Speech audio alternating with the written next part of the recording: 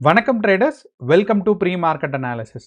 இன்னைக்கு நம்ம இந்த வீடியோவில் நிஃப்டி, பேங்க் நிஃப்டி மற்றும் சென்செக்ஸ் ஜூன் 16ஆம் தேதி செவ்வாய்க்கிழமை என்ன நடக்கிறதுக்கான வாய்ப்பு இருக்குது அப்படிங்கிறதான் பார்க்க போகிறோம். ஸோ இன்னையோட அனாலிசிஸில் பார்த்தீங்கன்னா நமக்கு முக்கியமாக என்ன டிஸ்கஸ் பண்ண போகிறோம்னா நம்மளோட கிஃப்ட் நிஃப்டி டேட்டா எப்படி இருக்குது, நம்மளோட இந்தியா விக்ஸ் டேட்டா எப்படி இருக்குது, and open interest data and FII datas எப்படி இருக்குது அப்படிங்கிறத பார்ப்போம். அண்ட் இது கூடவே பார்த்தீங்கன்னா நமக்கு என்னென்ன இன்ஃபர்மேஷன்ஸ் கிடைக்கும்னா மார்க்கெட்டில் gap up and gap down இருக்கிறதுக்கான வாய்ப்பு இருக்கா, மார்க்கெட் இன்னையோட ப்ரைஸ் ஆக்ஷன் எப்படி இருக்குது அப்படிங்கிறத பார்ப்போம். ஸோ வாங்க இப்போ நம்ம வீடியோக்குள்ளே போகலாம். ஸோ நம்ம வீடியோக்குள்ளே டிஸ்கஸ் பண்ணுறதுக்கு முன்னாடி நேத்தோட பேங்க் நிஃப்டியோட ப்ரைஸ் ஆக்ஷனை நான் டிஸ்கஸ் பண்ணோம். என்ன அப்படின்னு பார்த்தீங்கன்னா நேற்று நம்ம என்ன சொல்லியிருந்தோம் அப்படின்னா மார்க்கெட் ஒரு 300 பாயிண்ட்டுக்கு பக்கம் கேப் அப் வர்றதுக்கான வாய்ப்பு இருக்குது அப்படிங்கிறத சொல்லியிருந்தோம். ஒன்று. இரண்டாவது விஷயம் என்னன்னு பார்த்தீங்கன்னா மார்க்கெட் எவ்வளோ தூரம் மேலே போகலைன்னா 24,000 வரைக்கும் போகிறதுக்கான வாய்ப்பு இருக்குது அப்படிங்கிறத சொல்லியிருந்தோம்.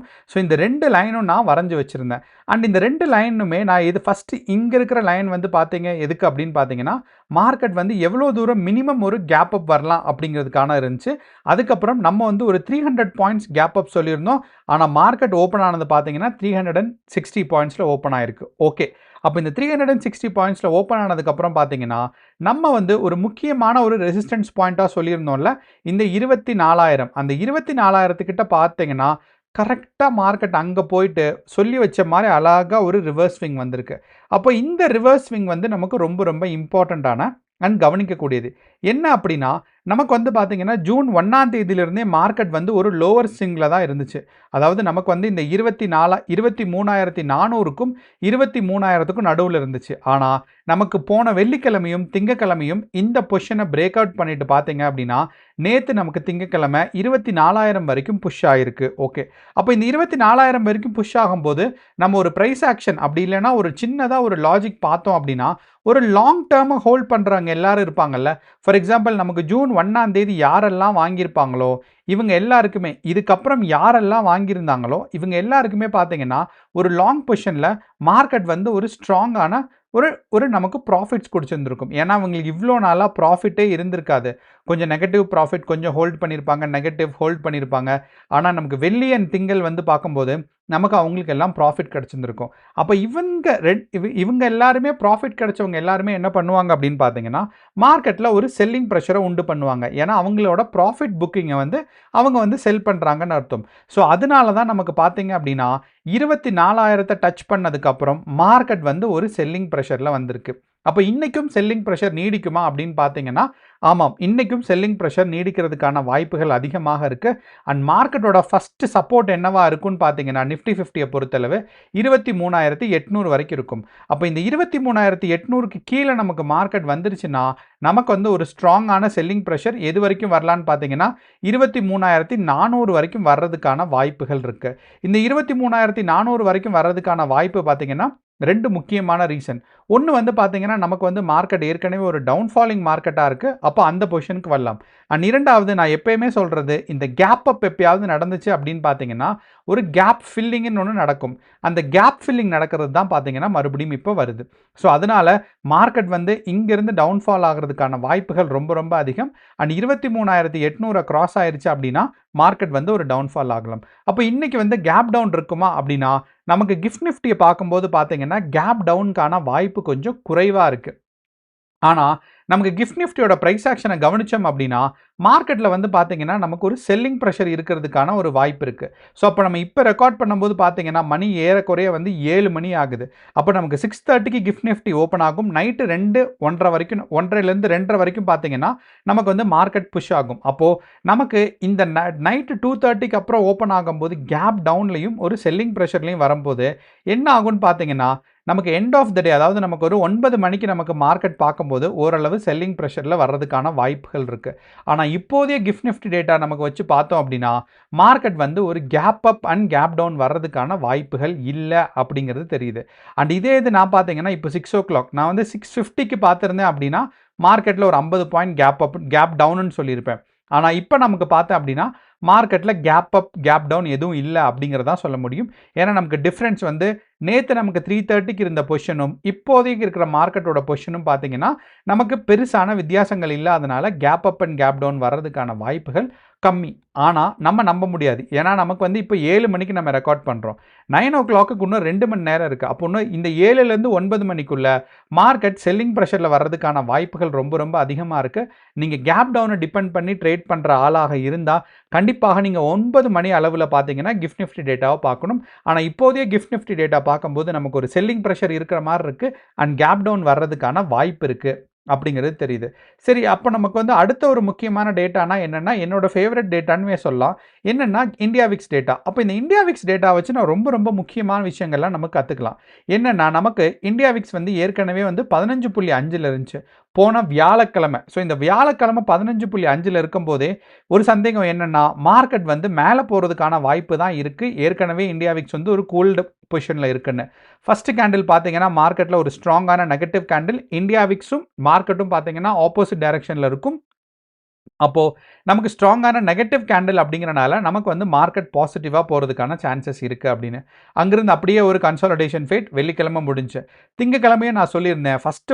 ஃபர்ஸ்ட் ஒரு ஹாஃப் அன் ஹவர்ல பார்த்தீங்கன்னா, இந்தியா விக்ஸ் ஒரு நெகட்டிவ் கேண்டில் குடுத்துச்சு அப்படின்னா, மார்க்கெட் வந்து பாசிட்டிவா இருக்கும்னு சொல்லியிருந்தேன். அதே மாரி பார்த்தீங்கன்னா, நம்மளோட நிஃப்டியும் பார்த்தீங்கன்னா, மார்க்கெட்ல ஒரு ஸ்ட்ராங்கான ஒரு புல்லிஷ் மூவ்மெண்ட்ல இருந்திருக்கு. அதே மாரி சென்செக்ஸ் அண்ட் நம்மளோட பேங்க் நிஃப்டி இது 3மே வந்து பார்த்தீங்கன்னா, இன்னையோட மார்க்கெட்ல ஒரு ஸ்ட்ராங்கான புல்லிஷ் மூவ்மெண்ட்ல தான் இருந்திருக்கு. அப்போ இந்த இந்த 3 புல்லிஷ் மூவ்மெண்ட்டுமே பார்த்தீங்கன்னா, நம்மளோட இந்தியா விக்ஸ் வச்சு நம்மளால கெஸ் பண்ண முடியும். ஆனா, நம்ம என்ன ஒண்ணு கவனிக்கணும் அப்படின்னு பார்த்தீங்கன்னா, நமக்கு முக்கியமான ரெசிஸ்டன்ஸ் ரேஞ்ச் வரும்போது, அங்கிருந்து மார்க்கெட் வந்து ஒரு ரிவர்ஸ் ஸ்விங் வரும். இந்த ரிவர்ஸ் ஸ்விங் வரும்போது, இந்தியா விக்ஸ் பார்த்தீங்கன்னாலும் ட்ரெண்ட் டைரக்ஷன் சேஞ்ச் பண்ணிரும். நீங்க நல்லா கவனிச்சு பார்த்தோம் அப்படின்னா, இந்தியா விக்ஸ் இந்த இடத்துல கன்சாலிடேட் ஆயிட்டு இருக்கு. இந்த இடத்துல கன்சாலிடேட் ஆயிட்டு, மார்க்கெட்ல இந்த இடத்துல பிரேக் அவுட் வரும்போது தான் பார்த்தீங்கன்னா, நமக்கு நிஃப்டி 50 வந்து ஒரு டவுன் ஃபாலிங்க்கு ஒரு தொடங்குனதுக்கான ஒரு ஆரம்பம். ஸோ, அப்போ இந்தியா விக்ஸ் வந்து பார்த்தீங்கன்னா, ஒரு அப்வர்ட் ஸ்விங்ல தான் இருக்கு. அண்ட் இதே அப்வர்ட் ஸ்விங் வந்து கன்டின்யூ ஆச்சு அப்படின்னா, நமக்கு மார்க்கெட் வந்து இன்னைக்கு நெகட்டிவா போகும். ஏன்னா, இந்தியா விக்ஸ் பாசிட்டிவா இருந்துச்சுன்னா, நமக்கு மார்க்கெட் வந்து நெகட்டிவா போகும். அப்ப கிஃப்ட் நிஃப்டி டேட்டா பார்க்கும்போதும் ஒரு செல்லிங் பிரஷர் இருக்கிறதுக்கு மாரி வாய்ப்புகள் இருக்கு. கேப் டவுன் வர்றதுக்கான வாய்ப்பு இருக்கு. 2வது விஷயம், இந்தியா விக்ஸ பார்த்தாலும், இந்தியா விக்ஸ் வந்து ஏற்கனவே ஒரு கூல்டு பொசிஷன்ல இருக்கிறனால, இந்தியா விக்ஸ் வந்து வாலடைலிட்டி இன்கிரீஸ் ஆறதுக்கான வாய்ப்புகள் கொஞ்சம் சிறப்பா இருக்கு. இது 2மே நமக்கு வந்து மார்க்கெட் வந்து ஒரு நெகட்டிவ் டைரக்ஷன்ல போகும் அப்படிங்கிறதுக்கான ஒரு இண்டிகேஷன்ஸ குடுத்திருக்கு. சாரி, நமக்கு சென்சிபிள்ஸ் வந்து லாக் அவுட் ஆயிருச்சு. நம்ம திருப்பி லாகின் பண்ணியிருக்கோம். ஓகே. அப்ப நமக்கு வந்து இந்த 2 டேட்டாவும் gift Nifty and India Vicks வந்து ஒரு நெகட்டிவ் பிரஷர்ல இருக்கு. ஆனா, நம்மளோட ஓப்பன் இன்ட்ரெஸ்ட் டேட்டா என்ன சொல்லுது அப்படிங்கிறத நமக்கு பார்ப்போம்.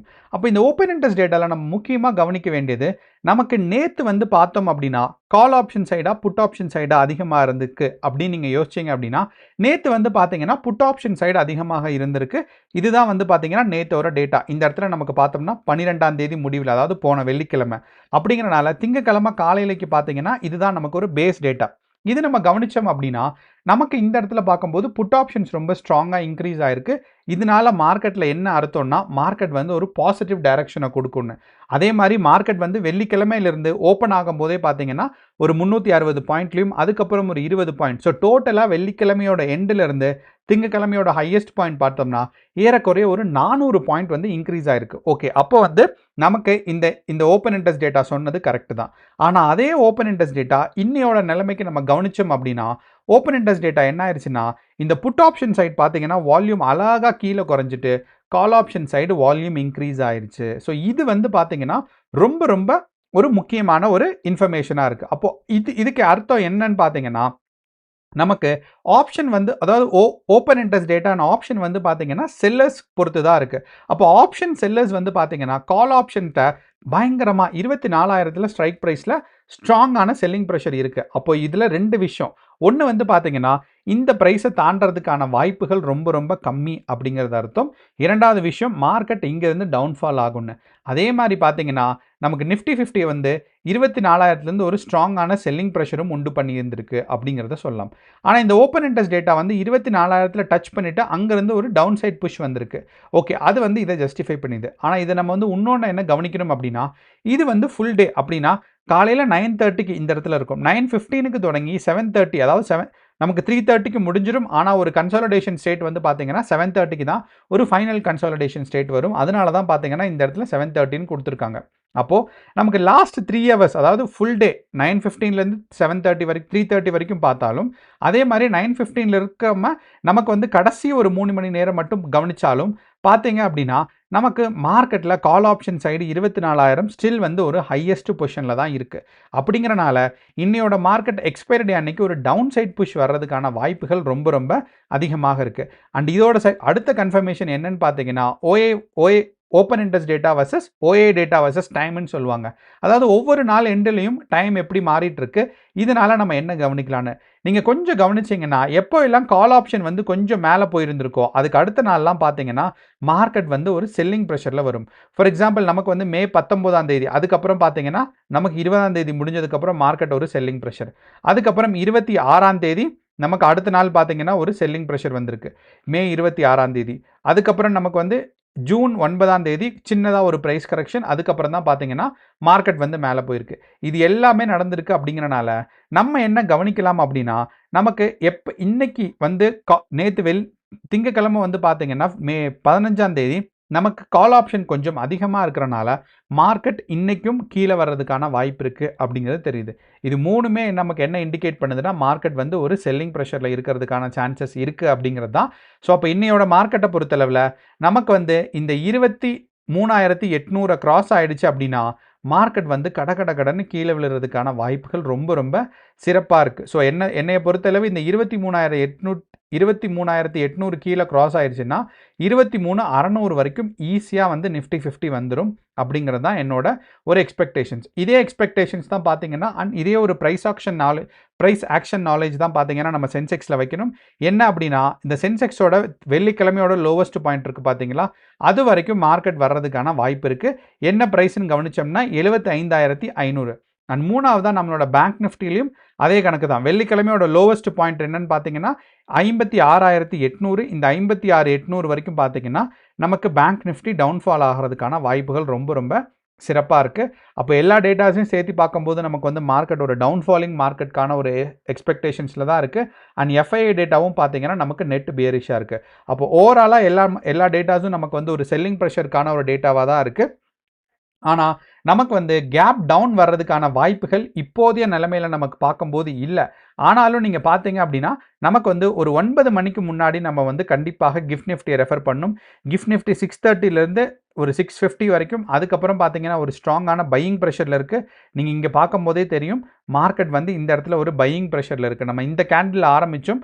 அதுக்கப்புறம் பார்த்தீங்கன்னா 3 மினிட்ஸ் கேண்டில் வந்து கிஃப்ட் நிஃப்டி வந்து பாசிட்டிவாக போயிட்டுருக்கு. அப்போது ஒரு வேளை நமக்கு வந்து பாசிட்டிவ் ரொம்ப அதிகமாகிடுச்சுன்னா நமக்கு வந்து ஒரு கேப் அப் வர்றதுக்கான வாய்ப்புகள் கூட இருக்குது. ஸோ கேப் அப் வந்தாலும் 24,000லேருந்து பார்த்தீங்கன்னா மார்க்கெட் வந்து ஒரு செல்லிங் ப்ரெஷரில் வரும்.